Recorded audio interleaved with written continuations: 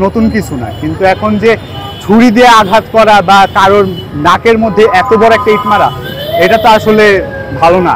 এখন অবশ্যই এটা উচিত যত তাড়াতাড়ি সম্ভব এটাকে করা, একটা সলিউশনে আনা, এটাই আমার প্রশাসনিক যে ব্যবস্থাগুলো নিচ্ছে কলেজ।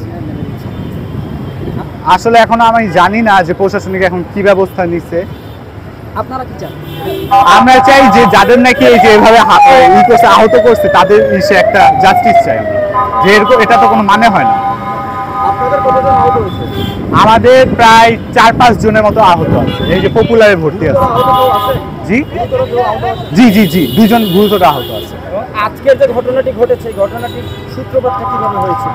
এই সূত্রপাতটা হয়েছিল এই যে ঢাকা কলেজের সামনে দিয়ে যখন সিটি কলেজে কয়েকটা স্টুডেন্ট আসতেছিল, তো তখন তারা আর কি ওদেরকে মানে অনেকে বলে মুরগি টুরগি এগুলো বলে তাদেরকে করছে, তারপর তারা মারছে আর কি। মারার পর তো এখন তারা এসে আবার এখানে বলছে, তারপর আবার সিটি কলেজে কয়েকজন আর কি ওদেরকে ধরছে, ধরার পর ওদেরকে করছে, মারধর করছে।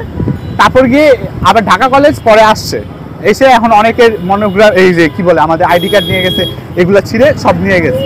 তারপর আজকে আমি এখানে এলিফ্যান্ট রোড দিয়ে আসতেছি, আমি জানি যে গ্যাঞ্জাম হবে, ঢাকা কলেজ অ্যাভয়েড করার জন্য আমি এলিফ্যান্ট রোড ইউজ করছি। এখন আমি দেখি এলিফ্যান্ট রোডেও ওরা আছে প্রায় 50 জনের মতো।